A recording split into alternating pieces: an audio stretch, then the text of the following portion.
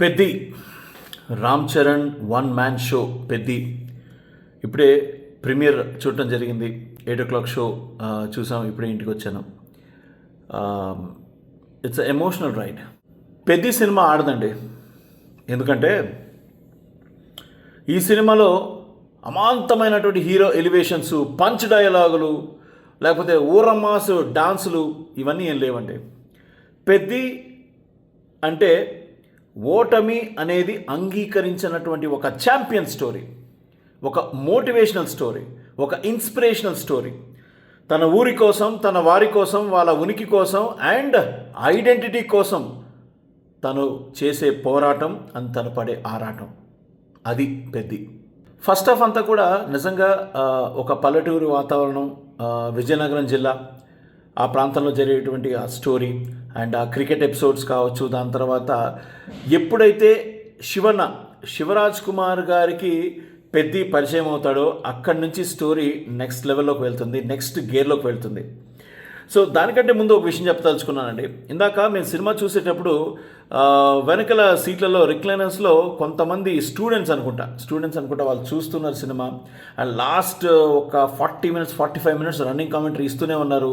నిజంగా యూనో కావాలనే కొన్ని సీన్లో ఎగతాళి చేయడం, ఆ ఎమోషనల్ సీన్స్ వస్తున్నప్పుడు కావాలనే దాన్ని వెక్కిలిగా నవ్వటం, ఆ ఎగతాళి చేయడం చూసి నిజంగా ఎంత కోపం వచ్చిందంటే లేచి మరి నోరు మూసుకొని కూర్చోండి లేకపోతే దొబ్బేండి బయటికి అని గట్టిగా అరవాలనిపించింది.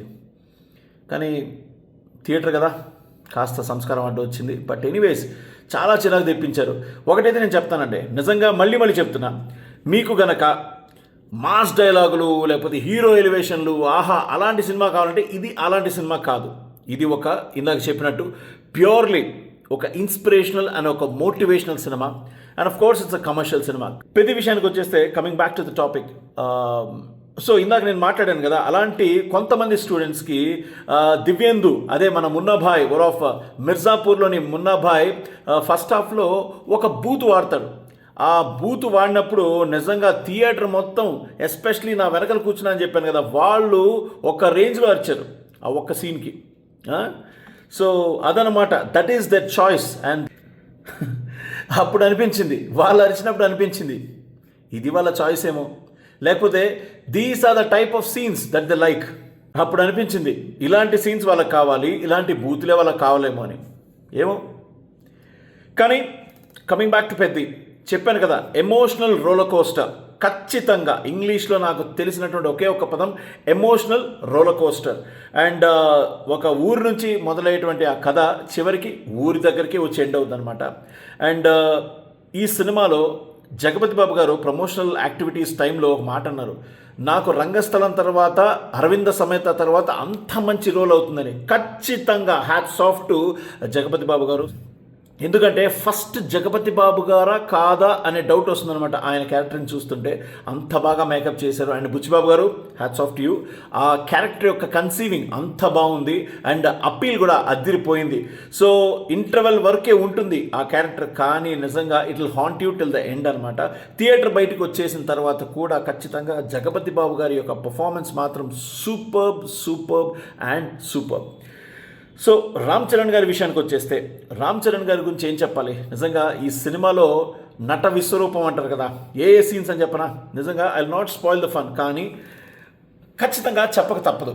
ఎందుకంటే ఎస్పెషలీ చిరంజీవి గారికి ఆపద్బాంధవుడు లేకపోతే రుద్రవీణలో ఏ విధంగా అయితే తను యాక్ట్ చేశాడో, తన యొక్క నట విశ్వరూపాన్ని ఎలా చూపించాడో సరిగ్గా అలాగే చరణ్ గారు చీరుతా ఈ సినిమాలో అదరగొట్టేశారంటే. సీరియస్లీ ఎన్ని సీన్స్ చెప్పాలంటే, ఒక ఢిల్లీ ఎపిసోడ్ మాత్రం నిజంగా it will haunt you. Superb acting అండి ఢిల్లీ ఎపిసోడ్స్లో. అండ్ వద్దులేండి, నేను I not say everything. And దాని తర్వాత జగపతి బాబు గారితో ఉన్నటువంటి ఆ సన్నివేశాలు కావచ్చు, దాని తర్వాత శివరాజ్ కుమార్ గారితో ఇంటర్వెల్ బిఫోర్ తనకు వచ్చేటువంటి ఆ సీన్స్ కావచ్చు, ఇంటర్వెల్ తర్వాత తనకు వచ్చేటువంటి సీన్స్ కావచ్చు, ఒక గురు శిష్యుల మధ్యలో ఉండేటువంటి ఆ అనుబంధం కావచ్చు, సూపర్బ్. ఆ హాస్పిటల్ సీన్లో నిజంగా ఎక్కడా నేను చెప్పను, కానీ శివన్న అండ్ రామ్ చరణ్ గారు నిజంగా న్యాచురల్, మామూలు కాదయ్యా, సూపర్బ్ యాక్టింగ్ చింపేశారు రామ్ చరణ్ గారు. నిజంగా చెప్తున్నా కదా, రంగస్థలం సినిమాతో మీరు ఒక్క మెట్టు ఎదిగితే ఈ సినిమాతో రామ్ చరణ్ గారు ఒక 10 మెట్లు పైకి ఎదిగారండి. 100% యాక్టింగ్, మై గాడ్, చింపేశాడు. సో సీరియస్లీ చెప్తున్నా కదా, ఢిల్లీ ఎపిసోడ్ కావచ్చు, శివరాజ్ కుమార్ గారితో ఎపిసోడ్స్ కావచ్చు, దాని తర్వాత జగపతి బాబు గారితో ఎపిసోడ్స్ కావచ్చు, అంటే ఇంకా నేను సెకండ్ హాఫ్లో వెళ్తే ఆ సీన్స్ అని చెప్పాల్సి వస్తుంది, నేను చెప్పను. కానీ Ram Charan in fact Peddi is back on his feet అన్నప్పుడు ఖచ్చితంగా గూస్ బంప్స్ ఎపిసోడ్స్ అనమాట, 100%. అండ్ ఇందాక చెప్పాను కదా, ఓటమి అనేది నా డిక్షనరీలోనే లేదు అని నిరూపించేటువంటి ఒక ఛాంపియన్ స్టోరీ పెద్ది. అండ్ ఇది ఆ ఊరికి ఉనికి, ఇది ఆ ఊరిలోని వారికి ఆ ఉనికి, అండ్ ఇది పెద్ది ఉనికి. సో ఆ ఉనికి కోసం పడేటువంటి ఆ తపనే ఈ పెద్ది.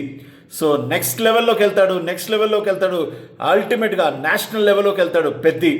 సో ఆ పెద్ది సినిమా మాత్రం అల్టిమేట్గా ఉంది. నాకైతే మాత్రం మనస్ఫూర్తిగా చెప్తున్నాను, రంగస్థలంలో రామ్ చరణ్ గారు అదరహో అనిపిస్తే ఆ నటన ఈ సినిమాలో ఆహా, చిరంజీవి గారికి అస్సలు సిసలైన వారసుడు. ఆహా, యాక్టింగ్ కావచ్చు, డాన్స్ కావచ్చు, హ్యాట్స్ ఆఫ్.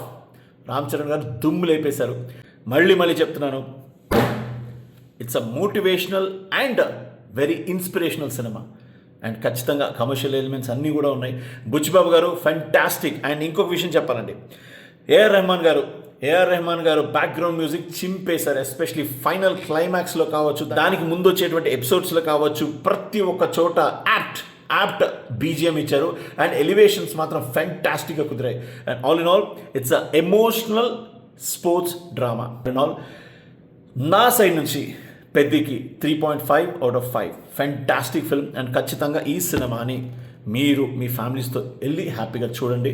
అండ్ ఖచ్చితంగా వీలైతే చిన్నపిల్లల్ని తీసుకెళ్ళి ఆ సినిమా చూపించండి. They will love it. ఎందుకంటే ఖచ్చితంగా దే విల్ లవ్ ఇట్. ఆ క్రికెట్ ఎపిసోడ్స్ కావచ్చు, ఆ కుస్తీ ఎపిసోడ్స్ కావచ్చు, అండ్ నెక్స్ట్ ఇంకొక ఎపిసోడ్ ఉంది ఫైనల్లో, అది కూడా బాగుంది. I not spoil the fun.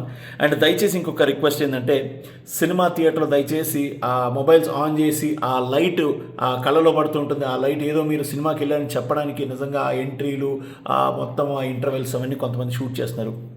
Request, please don't do it. ఎందుకంటే వేరే వాళ్ళకి ఆ ఫన్ మీరు స్పాయిల్ చేస్తున్నారు. And please don't do it. It's a request. ఒక్క మాటలో చెప్పాలంటే, రామ్ చరణ్ గారి పెద్ది యాక్టింగ్ గురించి మాట్లాడాలంటే హాస్పిటల్ సీన్ గురించి మాట్లాడాలి, ట్రైన్ సీన్ గురించి మాట్లాడాలి, దాని తర్వాత జగపతి బాబు గారితో ఉన్నటువంటి అన్ని సీన్స్ గురించి మాట్లాడాలి, శివన్నతో ఉన్నటువంటి సీన్స్ గురించి మాట్లాడాలి, క్లైమాక్స్ గురించి మాట్లాడాలి. అండ్ ఢిల్లీ ఎపిసోడ్లో మాత్రం మళ్ళీ చెప్తున్నా భయ్యా, నిజంగా టూ గుడ్. యాక్టింగ్ మాత్రం నెక్స్ట్ లెవెల్ ఇలాగ తీశాడు. Last but not the least, ఒక్క విషయం అయితే ఖచ్చితంగా చెప్పాలండి, ఈ పర్టికులర్ స్టోరీ, ఈ కథనం ఒప్పుకోవడానికి గట్స్ కావాలి. And Ram Charan garu, he proved why he is the mega power star. Super. మళ్ళీ చెప్తున్నాను, ఈ సినిమా ఒప్పుకోవాలంటే ఏ హీరోకైనా గట్స్ కావాలి. అండ్ సెకండ్ హాఫ్లో మీకు అర్థమైంది ఎందుకనేది. నిజంగా 2-3 సంవత్సరాల తరపడినటువంటి ఆ కష్టం మీకు కనిపిస్తుంది, ఆ ట్రాన్స్ఫర్మేషన్ మీకు కనిపిస్తుంది, and dedication and hard work మీకు కనిపిస్తుంది. సో రామ్ చరణ్ భయ్య, hats off you. Super. Buchibabu garu hats of, Rahman గారు హ్యాట్స్ ఆఫ్. అండ్ ఫస్ట్ హాఫ్లో నాకు అనిపించింది ఒక్క 10 minutes కాస్త ట్రిమ్ చేస్తే బాగుంటుందేమో. సెకండ్ హాఫ్లో వచ్చేటువంటి ఆ శృతి హాసన్ సాంగ్ ఏదైతే ఉందో అది కాస్త ఒక చిన్నపాటి ఒక స్పీడ్ బ్రేకర్ లాగా అనిపించింది. అది కూడా ఒకవేళ లేకపోతే ఆ స్టోరీ ఈజీగా ఫ్లో అయిపోయేది. అపార్ట్ ఫ్రమ్ దట్, సినిమా ఎక్కడా కూడా మీకు ఒక్క నిమిషం కూడా ల్యాగ్ అనిపించదు. Super.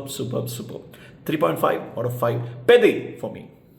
And on that note, this is Sashi signing off. Peddi rocks. Peddi, మామూలు సినిమా అదిరిపోయింది.